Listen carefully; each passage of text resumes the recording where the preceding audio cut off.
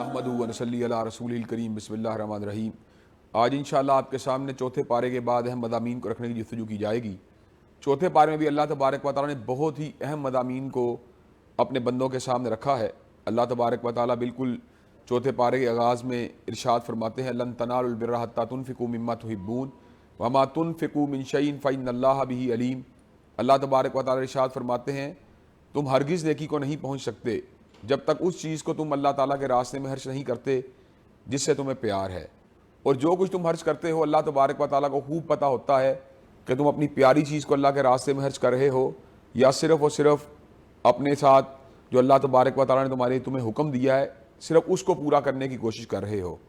اللہ تبارک و تعالیٰ کے احکامات پر دل و جان کے ساتھ اور شرح صدر کے ساتھ عمل کرنا چاہیے، کراہت کے ساتھ اور مجبوری کے ساتھ اللہ احکم الحاکمین کے احکامات کو تسلیم کرنا یہ مومن کی شان نہیں ہے۔ حضرات صحابہ کرام رضوان اللہ علیہم مجمعین اللہ تبارک و تعالیٰ کے نبی علیہ السلام کی جب میت میں رہے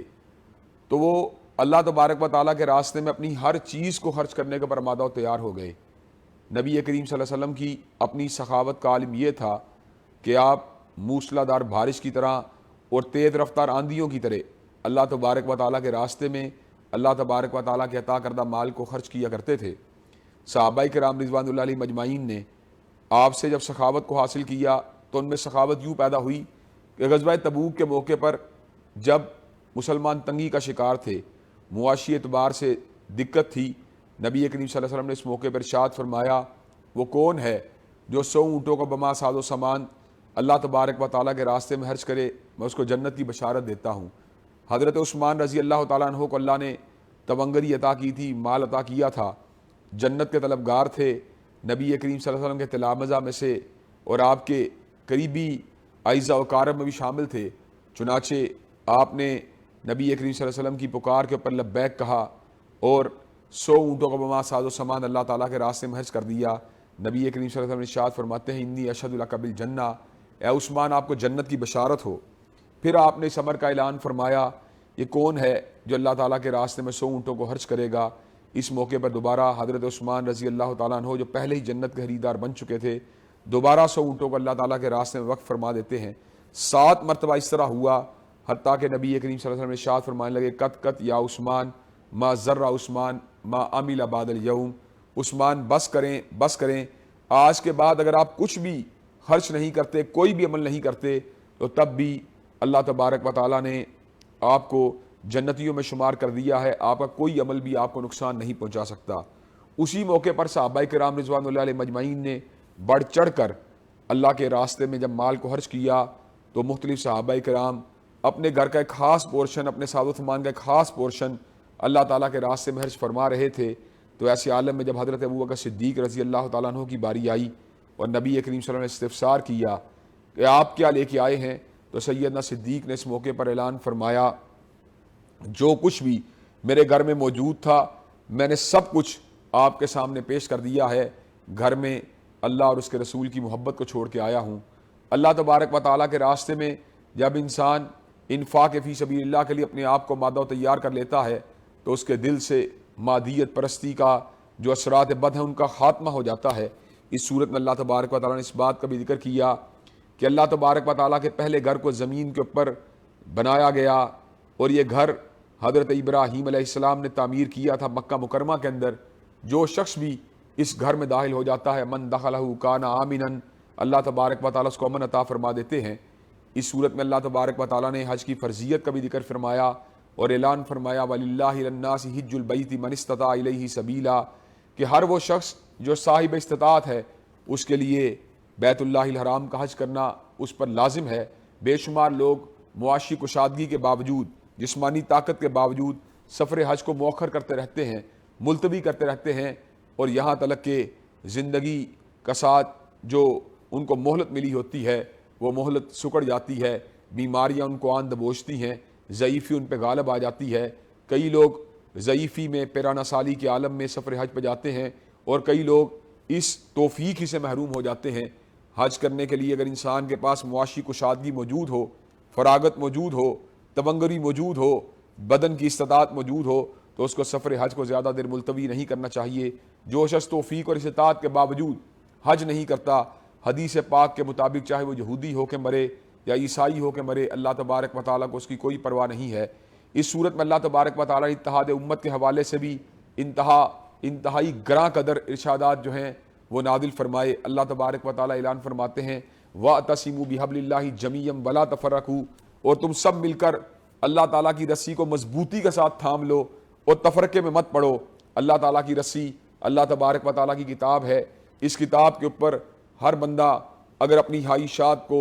اپنے افکار کو، اپنے نظریات کو، اپنی سوچ و فکر کو پیش کرے تو اللہ تبارک و تعالیٰ کے فضل و کرم سے فرقہ وارانہ اختلافات کا خاتمہ ہو سکتا ہے اور پوری کی پوری امت جو ہے متحد ہو سکتی ہے۔ اللہ تبارک و تعالیٰ نے اس صورت کے اندر مسلمانوں کے فرض منصبی کو بھی بیان کیا کہ کنتم خیر امۃ اخرجت للناس تأمرون بالمعروف وتنہون عن المنکر، کہ مسلمان جو ہیں ان کو بہترین امت کی حیثیت سے اللہ تبارک و تعالیٰ نے پیدا کیا ہے۔ یہ لوگوں کو نیکی کا حکم دیتے ہیں اور برائی سے روکتے ہیں۔ اس صورت میں اللہ تبارک و تعالیٰ نے اس بات کا بھی ذکر کیا کہ جب قیامت کا دن آئے گا، بعض لوگ سیاہ چہروں والے اور بعض لوگ سفید چہروں والے ہوں گے۔ سیاہ چہروں والے وہ لوگ ہوں گے جنہوں نے اپنے ایمان کے بعد، ایمان کی کرنوں کو پا لینے کے بعد، درس ہدایت کو سن لینے کے بعد، ایمان کی حقیقت کو بھانپ لینے کے باوجود بھی کفر کے راستے کو اختیار کر لیا ہوگا، تو اللہ تبارک و تعالیٰ ان کو یہ بات کہیں گے کفرتم بعد ایمانکم فذوقوا العذاب بما کنتم تکفرون، تم نے جو کفر کیا ہے ایمان کے بعد، چنانچہ آج اپنے کفر کرنے کے مزے کو چکھ لو۔ اس صورت میں اللہ تبارک و تعالیٰ نے اس پارے میں اس بات کا بھی ذکر کیا کہ بدر کے دن مسلمان کمزور تھے، ناتواں تھے۔ اللہ تبارک و تعالیٰ نے اپنے فضل خاص سے اور اپنی نصرت کاملہ سے جب ان کی مدد فرمائی تو ان کے مقابلے کفار کو اللہ تبارک و تعالیٰ نے شکست سے اور ہزیمت سے دوچار کر دیا۔ مالک کائنات اعلان فرماتے ہیں وَلَقَدْ نَصَرَكُمُ اللَّهُ بِبَدْرٍ وَأَنْتُمْ أَذِلَّةٌ، کہ اللہ تبارک و تعالیٰ نے بدر کے دن تمہاری مدد فرمائی جبکہ تم کمزور تھے، ناتواں تھے، بے بس تھے، بے کس تھے، لیکن اللہ تبارک و تعالیٰ کی مدد تمہارے شامل حال ہوئی تو اللہ تبارک و تعالیٰ نے تمہیں کفار پہ غلبہ عطا فرما دیا۔ اس صورت میں اللہ تبارک و تعالیٰ نے سود کی حرمت کا بھی ذکر کیا۔ میں نے سورہ بقرہ میں بھی سود کی حرمت کے حوالے سے آپ کے سامنے اپنی گزارشات کو رکھا تھا۔ سورہ آل عمران چوتھے پارے میں اللہ تبارک و تعالیٰ نے جو سود کی حرمت کا ذکر کیا اس میں کمپاؤنڈ انٹرسٹ کو جو ہے خصوصی طور پر انکارپوریٹ کیا، خصوصی طور پر اس کو ایڈریس کیا۔ اللہ تبارک و تعالیٰ اعلان فرماتے ہیں یا ایھا الذین آمنوا لا تاکلوا الربا اضعافا مضاعفۃ، اے لوگو سود در سود نہ کھایا کرو۔ بسا اوقات اس آیت کو سننے کے بعد لوگوں کے ذہن میں ایک ابہام پیدا ہو جاتا ہے، شاید کمپاؤنڈ انٹرسٹ تو اسلام میں حرام ہے لیکن سمپل انٹرسٹ کی گنجائش موجود ہے۔ نہیں، اسلام کے اندر کمپاؤنڈ انٹرسٹ بھی حرام ہے اور سمپل انٹرسٹ کی بھی کوئی گنجائش موجود نہیں۔ جب اللہ تبارک و تعالیٰ نے سود کی حرمت کا ذکر سورہ بقرہ میں کیا تو وہاں پہ صرف سود کے الفاظ استعمال کیے، اور جس وقت اللہ تبارک و تعالیٰ نے سورہ آل عمران کے اندر سود کی حرمت کا ذکر کیا تو وہاں پر اللہ تبارک و تعالیٰ نے کمپاؤنڈ انٹرسٹ کا ذکر کیا۔ اس صورت میں اللہ تبارک و تعالیٰ نے اس بات کا بھی ذکر کیا کہ حضرت رسول اللہ صلی اللہ علیہ وسلم اللہ تعالیٰ کے رسول ہیں، اللہ تبارک و تعالیٰ کے دین کی دعوت دینے والے، اللہ تبارک و تعالیٰ کے یہ آخری نبی۔ جب اللہ تبارک و تعالیٰ نے ان کو اپنے پاس بلا لیا تو اس کے بعد مومنوں کے اوپر، مسلمانوں کے اوپر یہ ذمہ داری عائد ہوتی ہے کہ وہ اپنے پیروں کے اوپر مت پلٹ جائیں، وہ آپ کی تعلیمات کو چھوڑ کر غلط رستے کے اوپر مت چلے جائیں۔ اللہ تبارک و تعالیٰ اعلان فرماتے ہیں وما محمد الا رسول قد خلت من قبلہ الرسل افإن مات او قتل انقلبتم علی اعقابکم، اگر حضرت رسول اللہ صلی اللہ علیہ وسلم کو شہید کر دیا جائے یا آپ دنیا سے چلے جائیں تو تم نے اپنے پیروں کے اوپر نہیں پھر جانا، بلکہ حضرت رسول اللہ صلی اللہ علیہ وسلم کی اتباع کرتے ہوئے انہی کے مشن کو، انہی کی تعلیمات کو، انہی کی عطا کردہ سنت کو، انہی کی عطا کردہ حدیث کو اپنے لیے مرکز و محور بنائے رکھنا ہے۔ اس صورت میں اللہ تبارک و تعالیٰ نے سابقہ امتوں کے ان لوگوں کا بھی ذکر کیا جو اللہ تبارک و تعالیٰ کے راستے میں پوری قوت کے ساتھ، پوری شد و مت کے ساتھ اللہ کے راستے میں جد و جہد کرتے رہے، کفار کے مقابلے کے اوپر سیسا پلائی ہوئی دیوار بنے رہے۔ مالک کائنات اعلان فرماتے ہیں وَكَأَيٍّ مِّن نَبِيٍّ قَاتَلَ مَعَهُ رِبِّيُّونَ كَثِيرٌ فَمَا وَهَنُوا لِمَا أَصَابَهُمْ فِي سَبِيلِ اللَّهِ وَمَا ضَعُفُوا وَمَا اسْتَكَانُوا وَاللَّهُ يُحِبُّ الصَّابِرِينَ، کہ کتنے ہی نبی ایسے تھے جن کے ساتھ بہت سے اللہ والوں نے اللہ تبارک و تعالیٰ کے راستے میں جد و جہد کی، اللہ کے راستے میں انہوں نے پوری طرح اپنے اسلحے کو، اپنی طاقت کو،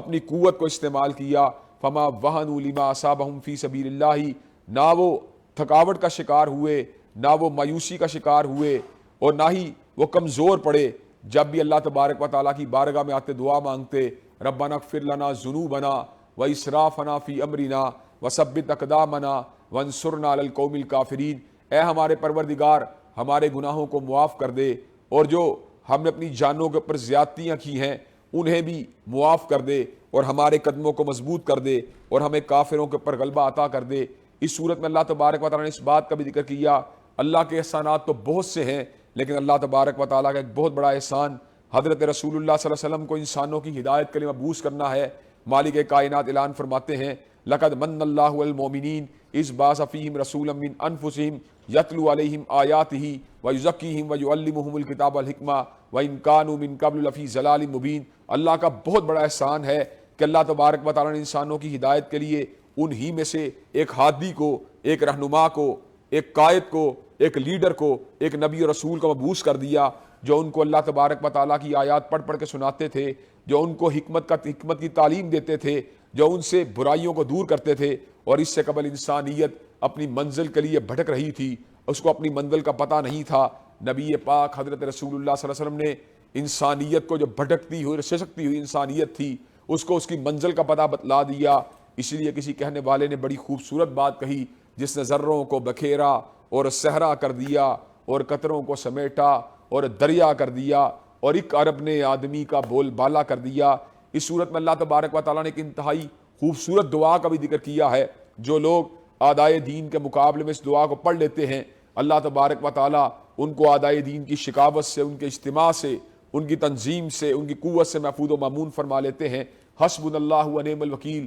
ہمارے لیے اللہ کافی ہے اور وہ بہترین کارساز ہے۔ جو اس دعا کا ورد کرتا ہے، اللہ تبارک و تعالیٰ اعلان فرماتے ہیں، لم یمسسہم سوء، اس کو کسی قسم کا گزن نہیں پہنچ سکتا۔ سیدنا ابراہیم علیہ السلام کو جس وقت جلتی ہوئی چتا کے اندر اتارا گیا، ایسے عالم میں آپ نے الفاظ کہے تھے، حسبنا اللہ و نعم الوکیل، ہمارے لیے اللہ کافی ہے اور بہترین کارساز ہے۔ تو مالک کائنات نے جلتی ہوئی چتا کو جو ہے وہ بجھا دیا تھا، اس کو حضرت ابراہیم علیہ السلام کے لیے ٹھنڈا کر دیا تھا۔ اس صورت میں اللہ تبارک و تعالیٰ نے اس بات کا بھی ذکر کیا کہ زمین و آسمان کی تخلیق کے اندر اللہ تبارک و تعالیٰ کی طرف سے نشانیاں ہیں۔ کن لوگوں کے لیے؟ وہ لوگ جن کے پاس عقل ہے، جن کے پاس شعور ہے، جو حقیقی معنوں میں وزڈم سے بہرہ بر ہیں۔ مالک کائنات اعلان فرماتے ہیں، ان فی خلق السماوات والارض واختلاف اللیل والنہار لآیات لأولی الالباب، نشانیاں ہیں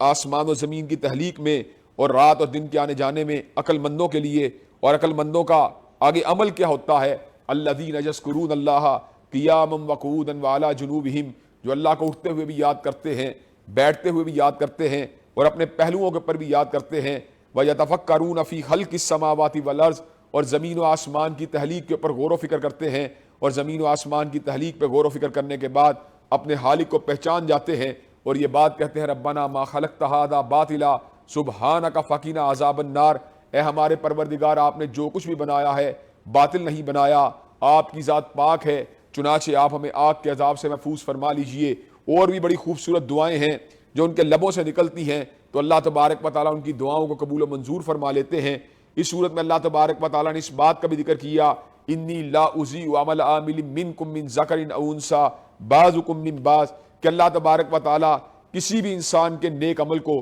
جو اس کی رضا کے لیے کیا گیا ہو اس کو ضائع نہیں کرتا۔ عمل کرنے والا کالا ہو، گورا ہو، چھوٹا ہو، بڑا ہو، مرد ہو، عورت ہو، جب وہ اللہ تبارک و تعالیٰ کی رضا کے لیے عمل کرتا ہے تو مالک کائنات اس کے عمل کو اپنے پاس درج فرما لیتے ہیں۔ اس کے بعد سورہ نساء ہے، اور سورہ نساء میں اللہ تبارک و تعالیٰ نے بہت ہی خوبصورت اور انتہائی اہم مضامین کو بیان فرمایا۔ پہلی بات جس کی طرف اللہ تبارک و تعالیٰ نے اپنے بندوں کی توجہ کو مبذول کروایا وہ یہ ہے، یا ایھا الناس اتقوا ربکم الذی خلقکم من نفس واحدہ وخلق منها زوجها وبث منہما رجالا کثیرا ونساء واتقوا اللہ الذی تساءلون به والارحام، اے لوگو اللہ تبارک و تعالیٰ کے تقوی کو اختیار کرو جس نے تمہیں ایک نفس سے پیدا کیا۔ حضرت آدم علیہ السلام سے پوری انسانیت کو پیدا کیا گیا، ان کی اہلیہ بھی آپ کی پسلی سے پیدا ہوئیں، اور بعد ازاں اللہ تبارک و تعالیٰ نے کثیر تعداد میں انسانوں کو پیدا فرما دیا۔ اس آیت میں اس بات کی طرف اشارہ موجود ہے کہ انسان حقیقی معنوں میں باہم برابر ہیں۔ تمام انسان انسانیت کے ناطے ان میں سے کوئی شخص ایک دوسرے سے اونچا نہیں، ایک دوسرے سے اعلیٰ عرفہ نہیں۔ اگر فضیلت کی کوئی بنیاد موجود ہے تو سورہ حجرات کے مطابق ان اکرمکم عند اللہ اتقاکم، وہ وہی ہے کہ کہ انسان متقی ہو، اللہ سے ڈرنے والا ہو، تو اللہ تبارک و تعالیٰ کی نظروں کے اندر اس کا مقام عام انسانوں سے بلند ہے۔ اس صورت میں اللہ تبارک و تعالیٰ نے صنفی بدامنی کو روکنے والی ایک اہم تدبیر کا ذکر کیا۔ مالک کائنات اعلان فرماتے ہیں فَانْكِحُوا مَا طَابَ لَكُم مِّنَ النِّسَاءِ مَثْنَىٰ وَثُلَاثَ وَرُبَاعَ فَإِنْ خِفْتُمْ أَلَّا تَعْدِلُوا فَوَاحِدَةً أَوْ مَا مَلَكَتْ أَيْمَانُكُمْ، اگر تم شادی کرنا چاہتے ہو اپنے نفس کی بالیدگی کے لیے، طہارت کے لیے، ایک اسلامی خاندان کے قیام کے لیے، یا دیگر جو ایک شادی کے مقاصد ہوتے ہیں ان کو پورا کرنے کے لیے، تو تم 2 عورتوں سے بھی کر سکتے ہو، 3 سے بھی کر سکتے ہو، 4 سے بھی کر سکتے ہو۔ اگر انسان معاشرے کے اندر بے راہ روی سے بچنے کے لیے 1 سے زائد شادی کرتا ہے تو قرآن مجید کے مطابق اس کی ملامت نہیں ہونی چاہیے، اس کی مذمت نہیں ہونی چاہیے۔ فَإِنَّهُمْ غَيْرُ مَلُومِينَ، ایسے لوگ جو ہیں وہ قابل مذمت یا قابل ملامت نہیں ہیں۔ تاہم اگر انسان اس بات کو محسوس کرے کہ وہ بیویوں کا عدل نہیں کر سکتا، ان کے درمیان معاشی اعتبار سے یا ان کی جبلی یا دیگر ریکوائرمنٹس کو پورا کرنے کے اعتبار سے ان میں انصاف کرنے کی پوزیشن میں نہیں، فَوَاحِدَةً أَوْ مَا مَلَكَتْ أَيْمَانُكُمْ، تو ایسی صورت میں اس کو ایک شادی میں اکتفا کر لینا چاہیے۔ اس صورت میں اللہ تبارک و تعالیٰ نے اس بات کا بھی ذکر کیا کہ انسان جب کسی عورت شادی کرتا ہے تو وہ خزانے کو بھی بطور مہر جو ہے اس کو لکھوا سکتا ہے، لیکن احادیث طیبہ کے متعلق سے یہ بات بھی واضح ہوتی ہے اگرچہ مہر انسان کی ثوابدید کے اوپر ہے، انسان کی حیثیت کے اوپر ہے، انسان کی اپنی چوائس کے اوپر ہے، لیکن اگر انسان کا کشادگی موجود نہ ہو تو حق مہر کے اندر زیادتی نہیں کرنی چاہیے، غلو نہیں کرنا چاہیے، لڑکی والوں کو اصرار نہیں کرنا چاہیے۔ کئی صحابہ کرام رضوان اللہ علیہ مجمعین نے انگوٹھی کے ایک چھلے کے اوپر شادی کی، کئیوں نے اپنی بیویوں کو خزانے بھی دیے۔ اس کے اندر کوئی فکس کرائیٹیریا نہیں ہے، اگر آسانی کے ساتھ بڑی رقم کو عورت کو دیا جا سکتا ہے کوئی حرج نہیں، لیکن اگر دقت ہے، دشواری ہے، صرف نام و نمود کے لیے، صرف ناک کو اونچا کرنے کے لیے اگر اس میں اسراف کا پہلو آئے گا، اپنی پاکٹ سے بڑھ کے حق مہر کو رکھوانے کی کوشش کی جائے گی، تو ایسی صورت کے اندر بعد میں شادی کا جو انسٹیٹیوشن ہے اس کے اوپر ایک برڈن آ جائے گا، اور اسلام جو ہے اس قسم کے برڈنز کو پسند نہیں کرتا، اسلام تکلف کو پسند نہیں کرتا۔ اس صورت میں اللہ تبارک و تعالیٰ تقسیم وراثت کا بھی ذکر کیا کہ تمام انسان جو ہیں دنیا سے چلے جانے کے بعد ان کی وراثت کے تقسیم کے جو اصول اللہ نے صورت میں بیان کیے ہیں، ان کے مطابق اس کا باپ اگر زندہ ہو تو چھٹے حصے کا مالک ہوگا، اس کی والدہ اگر زندہ ہو تو وہ بھی چھٹے حصے کی مالک ہوگی، اس کی بیوی اگر زندہ ہو تو وہ 8ویں حصے کی مالک ہوگی، اور اس کی اولاد میں بیٹے جو ہیں وہ بیٹیوں کے مطابق ڈبل حصے کے مالک ہوں گے، بیٹیوں کو 1 حصہ دیا جائے گا، بیٹوں کو 2 حصے دیے جائیں گے۔ اگرچہ انسان کے آباء و اجداد، انسان کی اولادیں، ان میں سے کوئی بھی ضروری بات نہیں کہ ان میں سے کوئی اس کے لیے مفید ہو یا کوئی اس کے لیے ضرر رساں ہو، یہ اللہ تبارک و تعالیٰ کا حکم ہے جس کے اوپر ہر انسان کو عمل پیرا ہو جانا چاہیے۔ میں نے کئی مرتبہ اس بات کو آبزرو کیا ہے، جن خاندانوں میں انہیریٹنس کو پراپرلی ڈیوائیڈ کیا جاتا ہے ان خاندانوں کے لیٹر آن کسی قسم کے کنفلکٹس نظر نہیں آتے، ہر آدمی کو اللہ تبارک و تعالیٰ کی طرف سے عطا کردہ حصہ جب پورا مل جاتا ہے تو اپنے نصیب کے مطابق کوئی امیر ہو جاتا ہے، کوئی متوسط رہ جاتا ہے، کسی کے حالات نسبتاً کمزور رہ جاتے ہیں، لیکن کبھی انسان کے ذہن کے اندر اس قسم کے خیالات نہیں آتے کہ میرے ساتھ زیادتی ہوئی، میری حق تلفی ہوئی۔ اس میں بڑے چھوٹے ہونے کا فرق موجود نہیں، کئی بڑے بھائی چھوٹے بھائیوں کا استحصال کر جاتے ہیں اور کئی چھوٹے بھائی لاڑ پیار کے اندر زیادہ حصہ لے جاتے ہیں، یہ بات کسی بھی طور پر درست نہیں۔ انسان کے لیے اللہ تبارک و تعالیٰ نے جائیداد میں سے جو حصہ مقرر کیا ہے اس کو اسی حصے کے اوپر اکتفا کرنا چاہیے۔ رزق کا مالک اللہ ہے، عطا کرنے والا اللہ ہے۔ وَمَا مِن دَابَّةٍ فِي الْأَرْضِ إِلَّا عَلَى اللَّهِ رِزْقُهَا، وہ ہر مخلوق کو پالنے والا ہے۔ چنانچہ انسانوں کو جو ہے تقسیم وراثت کے لیے اللہ تبارک و تعالیٰ کے احکامات ہی کے اوپر عمل پیرا ہونا چاہیے۔ سورت کے آخر میں جا کے اللہ تبارک و تعالیٰ نے ان محرم رشتہ داروں کا ذکر کیا جن کے ساتھ نکاح کرنا انسان کے لیے حرام ہے، اور محرم رشتہ داروں کی جو برکت ہے اس کی وجہ سے خاندان مارد وجود میں آتے ہیں، اس کی وجہ سے